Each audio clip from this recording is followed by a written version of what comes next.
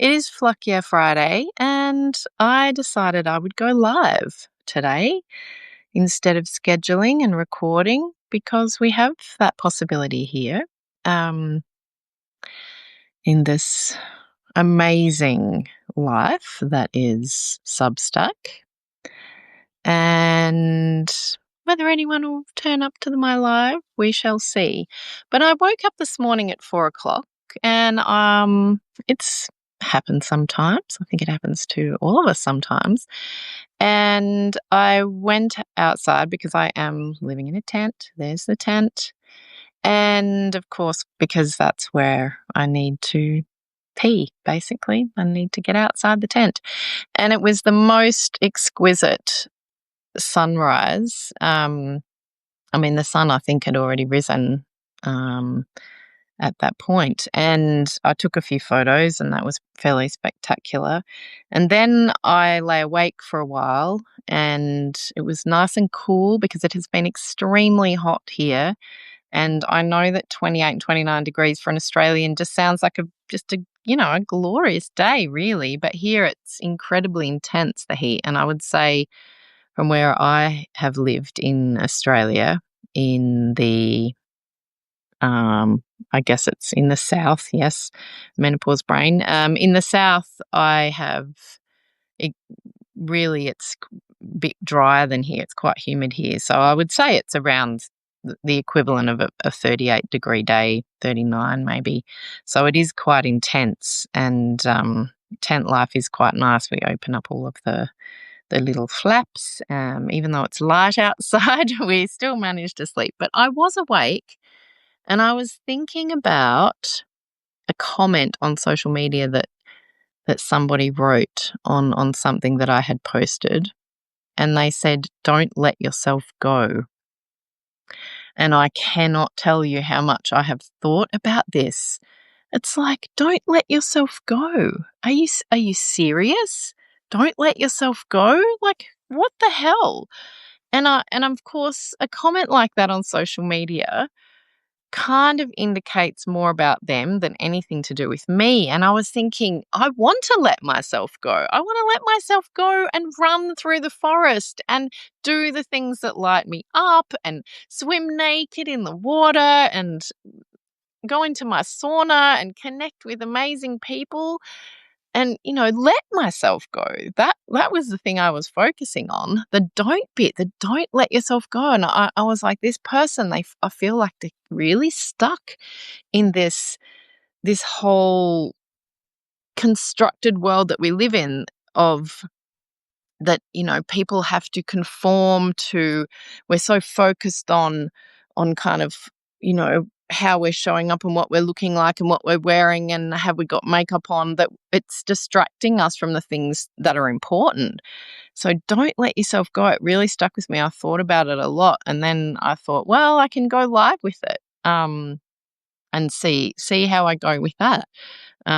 Talking about it live. And it's pretty much how I show up anyway on camera, which is basically I just record myself rambling.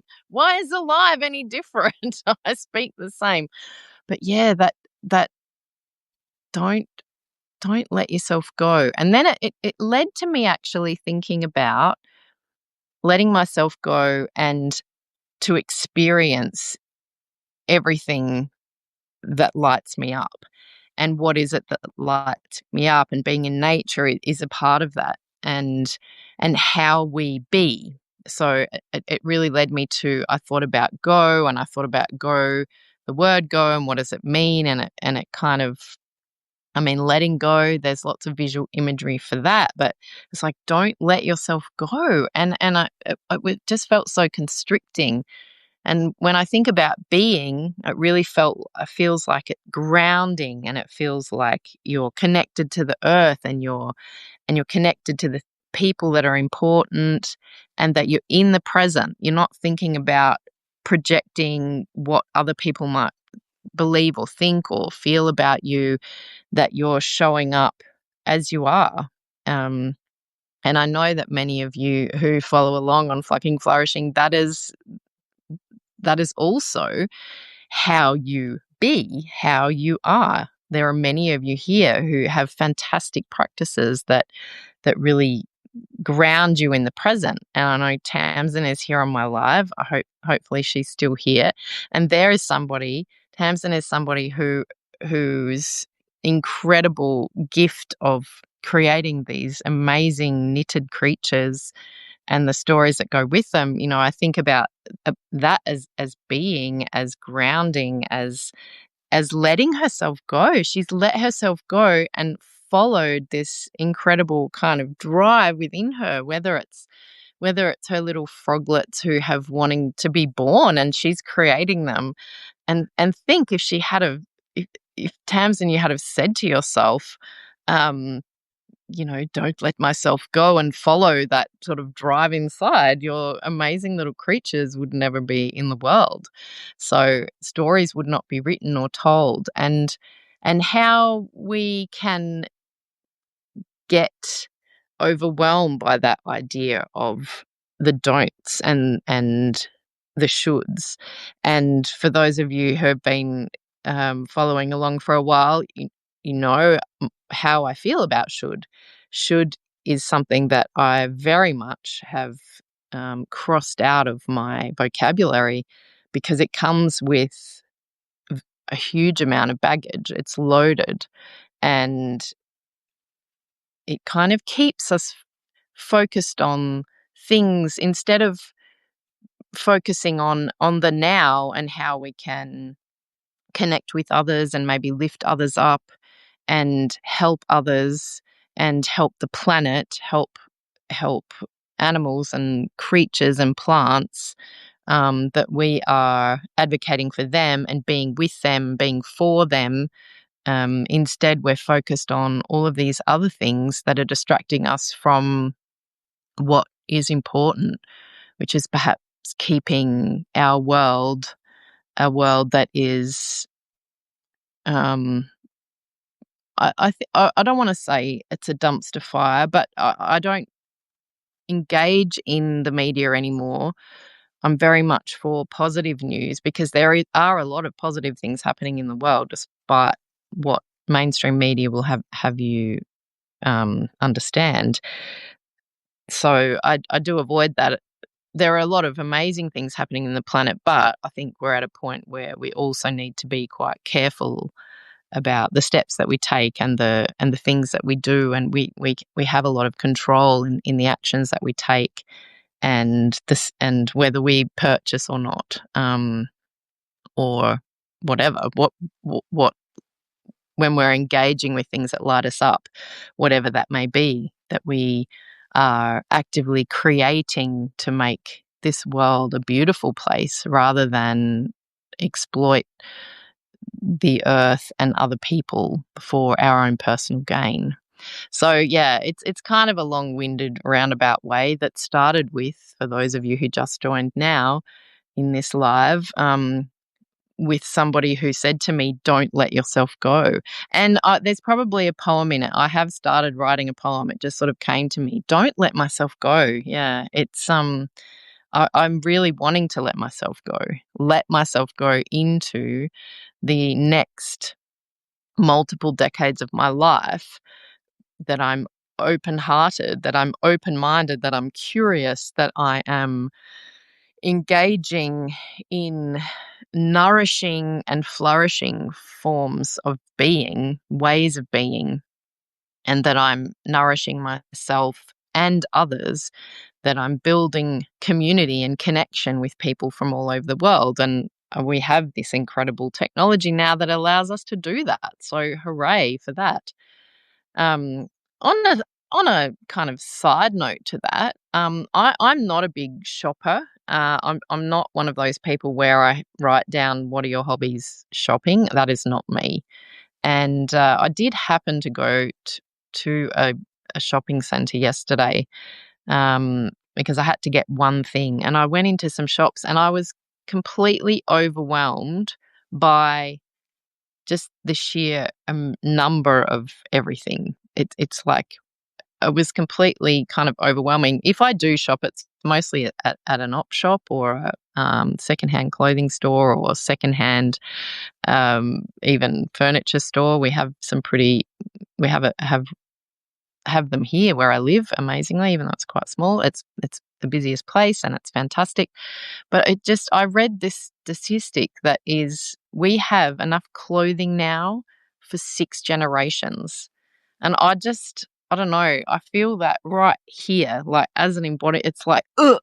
Um, I do find that quite overwhelming. And I know I'm not alone. I know there are many people also out there. And I was pondering how do we change that, and of course it's by your own actions. It's going into a secondhand store and choosing things that you can repurpose or rebuild or reinvent, which is very much what we're doing with our tent life. As you can see, we've got tent there, and there's lots of, I use pallet, I build a pallet furniture kitchen to help so I can make food, and we have a little sink as well. We can wash our dishes that I have bought at the secondhand store, and sitting here in the top that I have made myself, repurposed from a dress that made me look like I don't know, an old-fashioned enormously pregnant lady. So yeah, this is kind of much better. But it's the actions that we take. It's the individual choices that we make.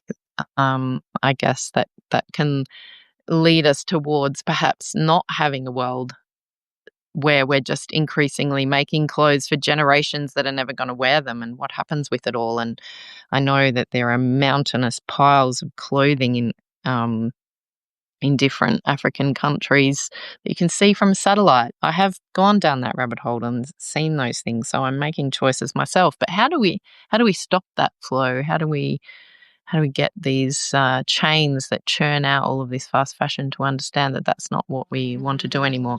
Anyway, if you have any interesting suggestions, let me know. I've just got a little insect that's buzzing around the phone and my hand right now. I don't think it's a wasp. But anyway, that's in case I look slightly alarmed, that's why. Maybe it'll come into the picture. No. Anyway, so Fluck Yeah Friday, I want to hear your thoughts about don't let yourself go. I know that you will all come up with amazingly fabulous counter actions to that. I'll be using the Substack ability to strike through the don't so that we can say, how are we letting ourselves go? Are we letting ourselves run barefoot in the forest, on the grass, in the short grass here, because we do have ticks and we do have Lyme's disease here, unfortunately. I've had many ticks this summer and we have to be very careful. But yes, letting yourself go, swim naked in that water and sauna bathe and whatever it looks like. Maybe wear bathers if that's more comfortable for you. But let yourself go and do the things that even are a little bit scary. So that's my challenge. What can you do? Maybe sing karaoke if you like singing, or something. Let me know.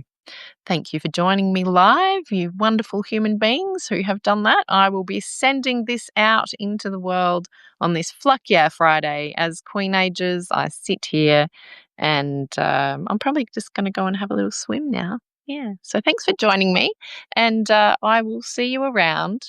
Bye.